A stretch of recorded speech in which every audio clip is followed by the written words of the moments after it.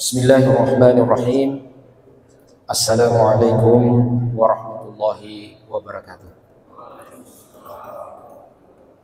Alhamdulillah, alhamdulillahi rabbil alamin, wa bihi nasta'inu ala umurid dunya waddin, wassalatu wassalamu ala ashrafil mursalin, nabiyyina wa habibina wa qudwatina wa sayyidina Muhammadin wa ala alihi wa ashabihi ajma'in.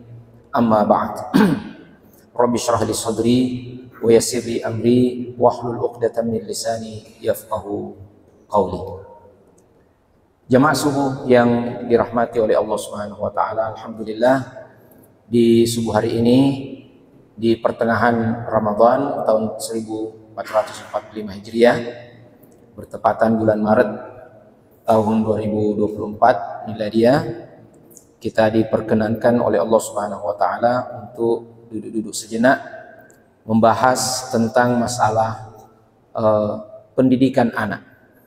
Jamaah yang dirahmati oleh Allah Subhanahu wa taala, anak adalah karunia dan perhiasan kehidupan, sekaligus juga adalah amanah dari Allah Subhanahu wa taala. Allah Subhanahu wa taala berfirman, "Al-malu wal banuna zinatul hayatid dunya." Harta dan anak-anak adalah perhiasan kehidupan dunia. Betapapun sulitnya yang namanya melahirkan, Pak, sampai berdarah-darah dan mempertaruhkan nyawa, namun para ibu rela untuk menjalani itu semua karena mengharapkan ada yang namanya anak. Dan anak inilah yang merupakan persambungan daripada keturunan dan nasab kita. Kita berharap dengan anak ini banyak sekali kebaikan. Walaupun anak juga kadangkala dibuat sebagai sesuatu yang hanya dibangga-banggakan. Ya, seperti juga harta.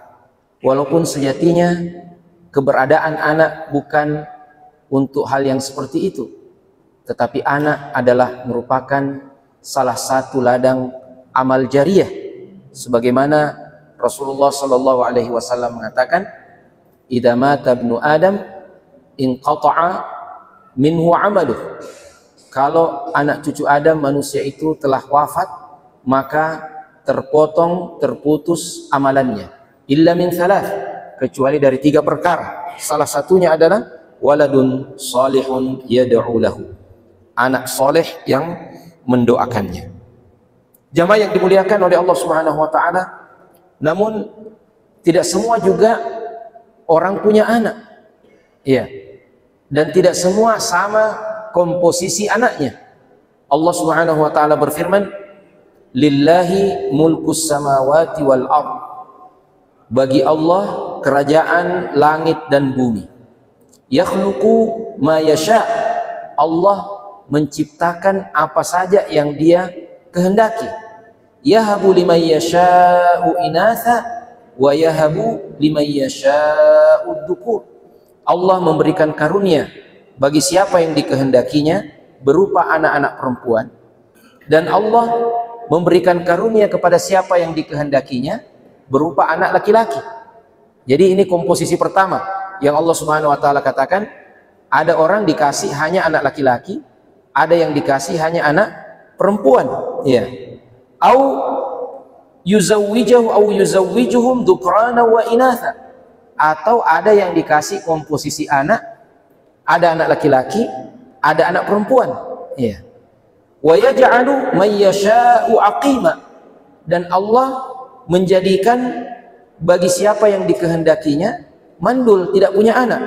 Innahu alimun qadir. Sungguhnya Allah itu maha mengetahui dan maha berkuasa.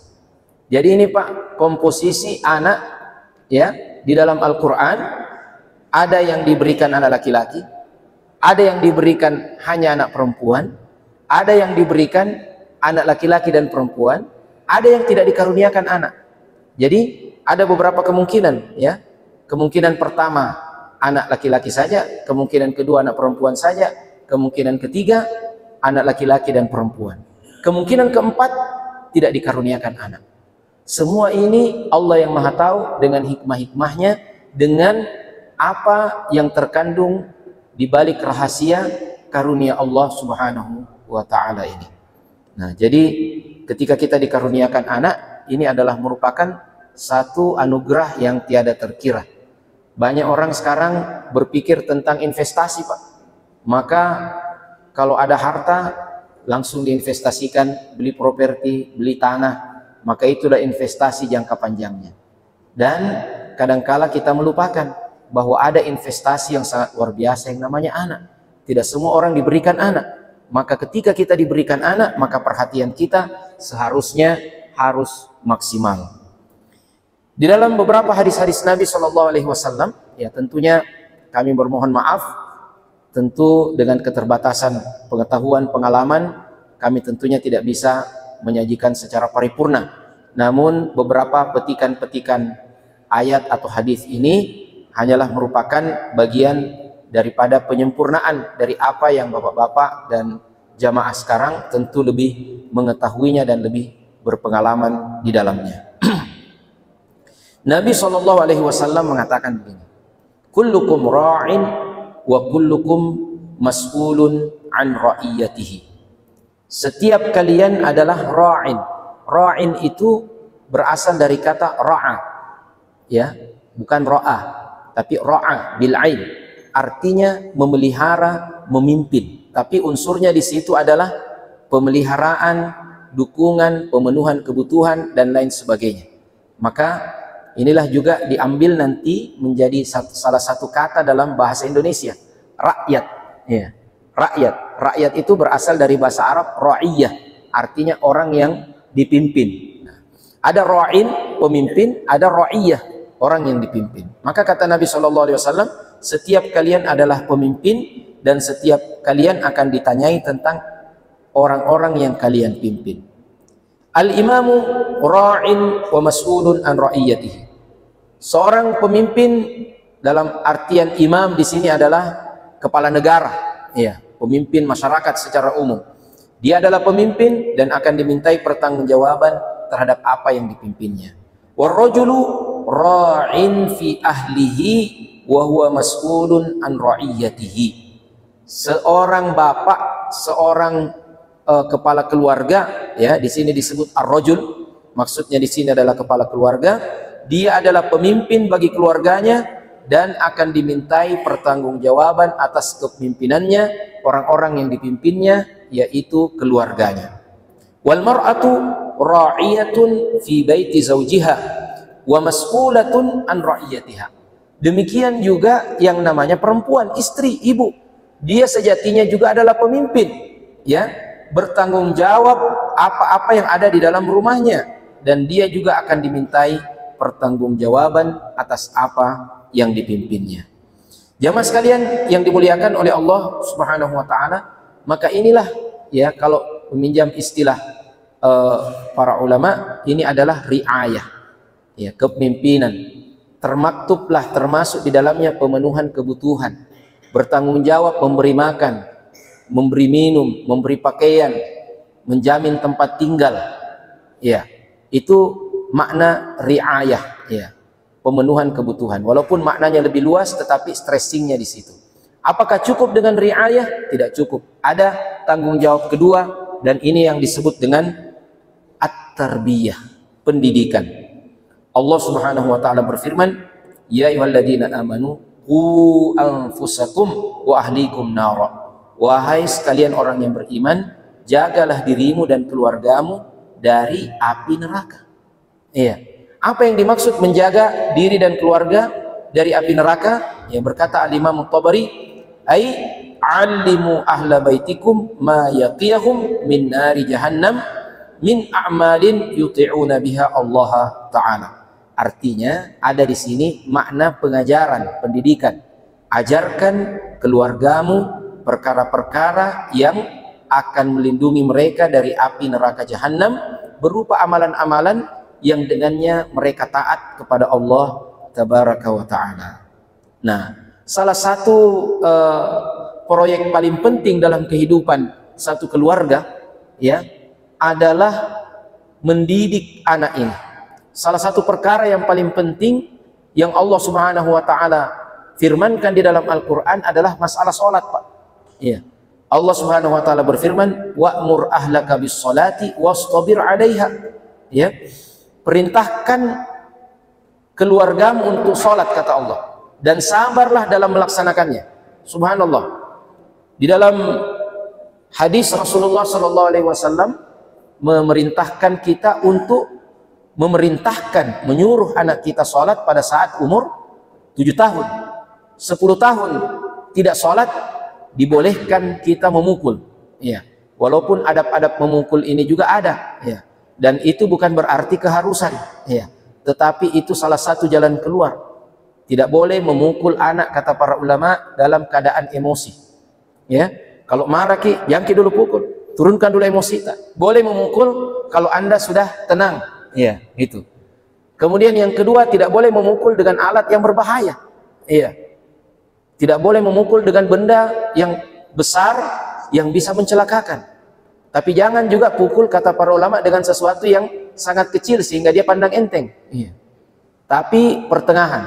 Dan jangan memukul bagian-bagian yang berbahaya. Yang haram untuk dipukul, Pak, siapapun, ya, adalah memukul wajah. Tidak boleh orang menempeleng hukumnya dalam Islam. Siapapun itu, tidak boleh. Ya. Di dalam hadis yang diriwayatkan oleh Abu Dawud, ya, Rasulullah Shallallahu Alaihi Wasallam melarang memukul wajah, bahkan terhadap budak belian sekalipun. La tadribul wajh, jangan kalian pukul wajah. Fa innallaha khalaqa Adam ala suratihi. Sungguhnya Allah Subhanahu wa taala menciptakan Adam di atas bentuknya.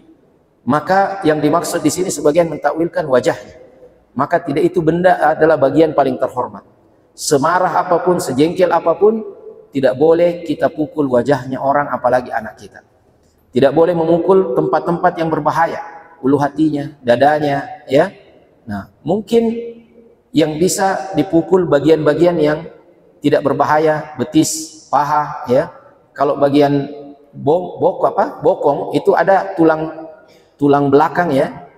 Tulang yang sangat apalagi namanya, kata para dokter, sangat vital, itu juga harus berhati-hati. Dan tidak boleh dengan bilangan pukulan yang sama dengan pesakitan, ya, orang yang dihukum, tidak boleh, ya. Dan sebagian ulama juga mengatakan tidak boleh memukul dengan mengangkat tangan. Ini teknis saja, Pak. Kalau bilang kau mengangkat tangan, baru kau sikat, kau KO itu anakmu, ya. Jadi cukup begini, ya. Karena bukan tujuannya sebenarnya menyakiti, tapi memberikan efek psikologis. Itu pun ketika dilakukan harus dengan ikhlas. Makanya kalau dalam mazhab Syafi'i itu, Pak, selalu ada namanya talaffuz bin niyah, ya, melafalkan niat. Maka ada ulama yang mengatakan, saya itu kalau mau dipukul abaku, ya, bapaknya seorang ulama, dia niatnya panjang sekali, Pak. Dia bilang, saya pukul kau karena Allah Subhanahu wa taala agar mau kau menjadi anak yang soleh dan semua setan-setan pergi. Dia bilang belum selesai doanya, lari, Mak. Nah, begitu. Ya, jadi intinya bukan pukulan, ya. Intinya adalah efek jerah psikologis yang kita butuhkan. Ala kulli hal, Bapak dan saudara sekalian, ini ada yang namanya tarbiyah. Tarbiyah itu sebenarnya maknanya adalah pembiasaan, Pak. Ya, pembiasaan. Ya. Subhanallah. Ini ada hadis yang menarik dari Jundub ibnu Abdillah. Beliau mengatakan begini. Ini hadis diriwayatkan oleh beberapa periwayat, diantaranya Ibnu Majah. Rasulullah Jundub ibnu Abdillah ini seorang sahabat Nabi Shallallahu Alaihi Wasallam. Dia bilang begini. Kunna ma'an Nabi Shallallahu Alaihi Wasallam wa nahnu fityanun jazawirah. Kami dulu bersama dengan Nabi Shallallahu Alaihi Wasallam dan kami masih pemuda tanggung. Artinya ini, Pak, ya mungkin umur belasan lah, di bawah 15 tahun. Apa yang dia kenang dari Nabi Shallallahu Alaihi Wasallam? Dia bilang begini, fata'allamnal iman qabla an nata'allamal Qur'an. Kami belajar dari Nabi itu iman sebelum Al-Quran. Apa maknanya belajar iman sebelum Al-Quran? Sebagian ulama menjelaskan artinya pembiasaan baik daripada amal-amal soleh. Ya.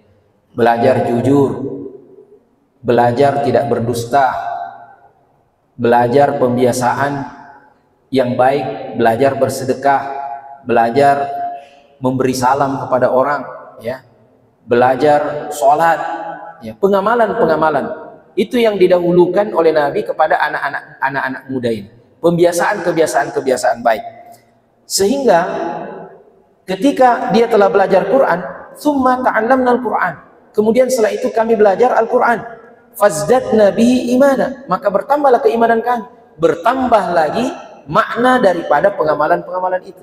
Jadi seperti itu, Pak. Jadi saya tidak mengatakan jangan ajarkan anak Al-Quran dulu, itu bagian daripada pengajaran iman, tetapi bukan hanya bacaannya, iya, tetapi bagaimana pengamalan daripada Al-Quran itu, itulah yang dimaksud dengan iman.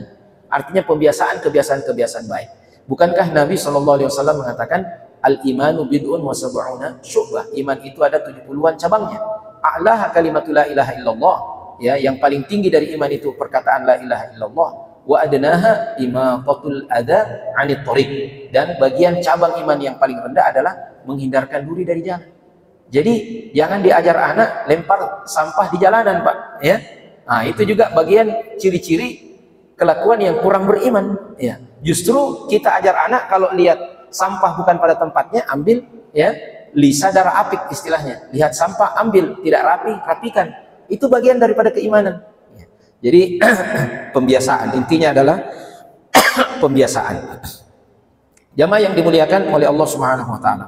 Kemudian hal yang penting berkaitan dengan pendidikan ini, ya, adalah pembiasaan atau penciptaan, ya, pensuasanaan lingkungan yang baik. Subhanallah. Di dalam satu hadis Nabi SAW mengatakan, almar'u ma'adini khalilihi falyanzur ahadukum man yukhalil. Seorang itu tergantung agamanya, itu tergantung bagaimana perilaku keberagamaan teman dekatnya. Maka perhatikan baik-baik siapa yang kau jadikan sebagai teman dekat. Karena teman itu, Pak, biasa lebih berpengaruh daripada namanya orang tua. Ya.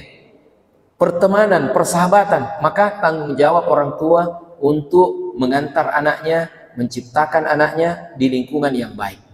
Bahkan ada ungkapan dalam bahasa Arab bilang begini, kalau kau mau beli rumah, jangan kau lihat model rumahnya dulu, berapa tipenya, ya, tetapi aljar qoblad dar, perhatikan siapa yang akan jadi tetanggamu dulu, baru kau perhatikan bagaimana rumahnya, ya. Kalau rumahnya kurang-kurang sedikit masih bisa diperbaiki, Pak, tapi kalau tetangga, ya, yang bermasalah, ini sulit. Makanya kita bersyukur di Bukit Baruga ini luar biasa, ya, jarang-jarang kita dapatkan lingkungan yang seperti ini.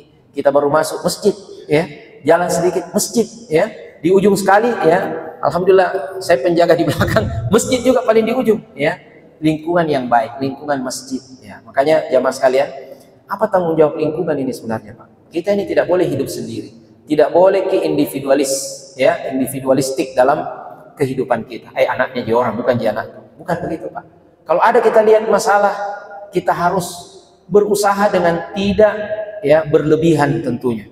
Ya, kita masuk ke masjid, lihat ada anak-anak main HP, ya, yang marahi, tegur baik-baik, ayo nak, berhenti maki dulu main HP, simpan dulu HP tak, ya, masuk maki dulu sholat. Kita lihat umpamanya anak-anak balap-balap di lingkungan kita, kita tegur atau beritahu satpam, beritahu keamanan, bukan apa-apa keamanannya. Ini namanya tanggung jawab sosial. Bagaimana kita saling tolong menolong menciptakan lingkungan yang baik, karena kita tidak satu kali 24 jam bisa bersama dengan anak kita. Siapa yang bersama anak kita? Lingkungan mereka. Kalau kita memberi saham untuk menjadikan lingkungan kita lingkungan yang baik, orang lain juga memberi saham seperti itu, maka terciptalah lingkungan yang lebih baik di antara kita. Ini penting, Pak, ya. Dan jika demikian, kita harus perhatikan dengan siapa teman anak-anak kita ini berteman, ya. Kok kemana, nak? Tahu, jangan bilang biar nih, ya, sudah besar nih, dia tahu gitu. Ya, Bapak dan saudara sekalian dimuliakan oleh Allah Subhanahu wa taala, sekarang ini banyak orang tua yang kaget. Dia cuek dengan anaknya, tiba-tiba anaknya kedapatan narkoba. Tiba-tiba kedapatan begini-begini. Karena apa? Karena cuek. Dia tidak perhatikan anaknya. Dia lebih perhatikan mobilnya, ya, dia lebih perhatikan mobilnya tiap bulan ganti oli. Dia lupa bahwa anaknya juga itu perlu diganti olinya. Apa olinya itu? Anak, perhatian, kasih sayang. Nah, ini jamaah sekalian, ya, walaupun tentunya ini ada nasihat Nabi SAW yang sangat penting berkaitan dengan siapapun, terutama anak kita, mengenai pola pendekatan. Pola pendekatan Islam ini selalu mengedepankan kasih sayang dan kelembutan. Di dalam hadis Nabi SAW, ya ini begini Pak ceritanya. Ibunda kita Aisyah satu ketika naik onta. Ini ontanya sulit dikendalikan, maka agak jengkel ini Aisyah, ya. Dia apalagi namanya tarik terus. Ya. Maka Nabi bilang, ya, alaika birrifqi, pelan-pelan kok, ya. Sayang-sayang itu ontamu, ya. Innar rifqa la yakunu fi syai'in illa zanahu. Ya, jadi Nabi itu piawai sekali Pak, ya. Beliau sangat peka dan piawai memanfaatkan kesempatan. Ya. Jadi beliau tidak akan menyampaikan hanya sesuatu di mimbar masjid, ya, atau dalam kesempatan khusus, tetapi dalam pergaulan sehari-hari Nabi melihat ada kesempatan untuk menyampaikan sesuatu yang kalau ada peristiwa yang melatar belakanginya itu biasa terkenang Pak, ya, berkesan. Termasuk ini, itu ibunda kita Aisyah, istri Nabi SAW, naik onta. Ontanya sulit dikendalikan, ya. Akhirnya dia agak bersikap keras terhadap onta itu. Maka Nabi mengatakan, alaiki birrifq, ya, hendaknya kau bersikap lemah lembut, ya. Ini terhadap onta Pak. Innar rifqa la yakunu fi syai'in illa zan. Tidaklah kelemah lembutan itu berada pada sesuatu kecuali akan membuatnya semakin indah. Wala yunza'u min syai'in illa syana. Tidaklah kelemah lembutan itu dicabut dari sesuatu kecuali akan menjadikan sesuatu itu semakin buruk, ya. Nah, jadi termasuk kepada anak-anak kita, kalau onta saja Pak, binatang saja kita diperintahkan untuk berlaku lemah lembut, apalagi dengan manusia, apalagi dengan anak kita, ya. Janganlah kita sebagai orang tua dilihat monster oleh anak-anak kita di rumah, ya. Tapi kita hendaknya menjadi orang tua yang dirindukan. Karena apa? Karena kelemah lembutan kita, karena kasih sayang kita kepada mereka. Dan yang terakhir dan bukan berarti sampai di sini saja yang penting kita perhatikan, tetapi dalam kesempatan kali ini, ya, yang terakhir sekali yang ingin kami sampaikan, hendaknya kita jangan berhenti untuk mendoakan kebaikan kepada anak-anak kita, ya. Rasulullah SAW mengatakan, "Thalathu da'awatin yustajabu lahunna la syakka fihinna." Ada 3 doa yang pasti akan dikabulkan oleh Allah, tidak ada keraguan lagi, ya. Da'watul mazlum, yang pertama doanya orang yang dizolimi Pak. Hati-hati dengan doanya orang yang dizolimi. Kita katai orang, kita ambil hartanya orang, kita celakai orang, ya. Kemudian kita didoakan buruk oleh orang, kena kita, ya. Jadi jangan kita membuat orang menjadi terzolimi karena kita, karena doanya adalah mustajab. Kemudian yang kedua, ini kadangkala sebagian kita termasuk saya kadangkala luput Pak. Salah satu kondisi yang paling mustajab juga doa adalah da'watu al-musafir, orang yang sedang bersafar. Kalau naik di pesawat, ya, apalagi mohon maaf biasa ada jamaah umrah, ya, tergoda kalau pesawatnya itu ada TV-nya, ya.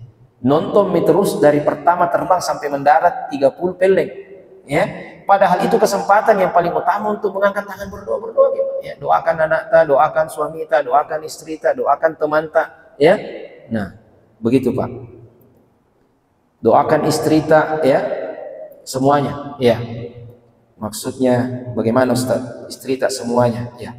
Silakan ditafsirkan. Ya. Dan yang terakhir Pak, da'watul walid li waladihi. Doa bapak, orang tua untuk anaknya. Ini paling penting Pak. Luar biasa. Kita tahu itu Syekh Abdurrahman As-Sudais, Imam Masjidil Haram, ya.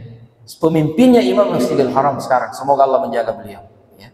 Sudah mungkin 70 tahun lebih umurnya, hampir tidak pernah salah kalau jadi imam. Selama mungkin subhanallah, ya, mungkin sudah hampir 40 tahun, ya, jadi imam di Masjidil Haram. Ini waktu kecil Pak, biasa anak kecil katanya bikin jengkel-jengkel juga. Ibunya marah, tapi ibunya tidak kata-katai. Ibunya marah tapi sambil berdoa. Jadi lalu ke imam Masjidil Haram. Benar ini anak-anak. Begitu kira-kira kalau bahasa kita. Jadi betul imam Masjidil Haram. Subhanallah. Ya. Nah, tapi Bapak dan Ibu sekalian, yang dimuliakan oleh Allah Subhanahu wa taala, hati-hati Ki, jangan sampai keluar dari lisan kita, lisannya orang tua itu berbisa, jangan sampai keluar doa tidak baik untuk anak. Ya. Dalam Al-Qur'an surat Al-Isra ayat ke-11 Allah Subhanahu wa taala berfirman, wa yad'ul insanu bisyarri du'aahu bil khair wa kana al-insanu ajula. Dan manusia itu terkadang berdoa dengan keburukan, meninggalkan doa kebaikan, dan manusia itu selalu tergesa-gesa. Dia lihat anaknya nakal, dilihat anaknya bermasalah, dia bilang tidak menton, dia buah-buah, ya. Dia doakan kebaikan, keburukan anaknya. Jadi Pak, iya, jangan Ki, ya, jangan Ki, ya. Sebagaimanapun anak kita, doakan kebaikan, ya. Makanya Rasulullah Sallallahu Alaihi Wasallam, ya, ini para ulama menyebutkan hadis berikut ini sebagai tafsiran dari ayat yang sebelumnya. Rasulullah Sallallahu Alaihi Wasallam bersabda dalam hadis yang diriwayatkan oleh Imam Muslim, la tad'u ala anfusikum, jangan kau doakan buruk dirimu. Biasa manusia kalau putus asa nih, mati lalu mas saja ini, ya, tidak ada guna-guna aku, ya.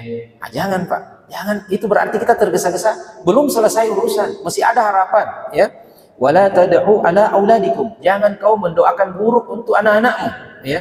Wala tad'u ala amwalikum, jangan kau doakan buruk untuk hartamu, ya. La tuwafiqu minallahi sa'atan yus'alu fiha ata'an fayastajibu lakum, jangan sampai itu adalah waktu ijabah. Ya, kau doakan yang buruk padahal kau harapkan yang baik.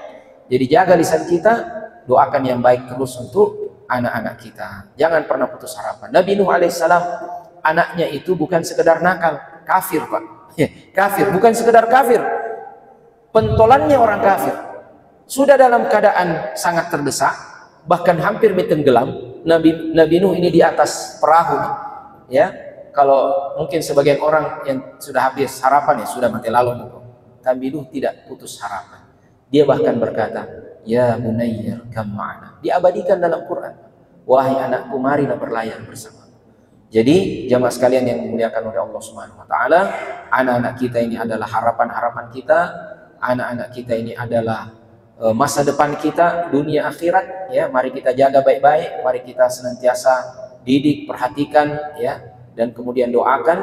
Nah, Allah Subhanahu wa taala tidak akan menyia-nyiakan upaya dan kerja keras kita biidznillah ta'ala. Saya kira demikian yang dapat kami sampaikan. Lebih dan kurangnya mohon dimaafkan. Hadanallahu iyyakum.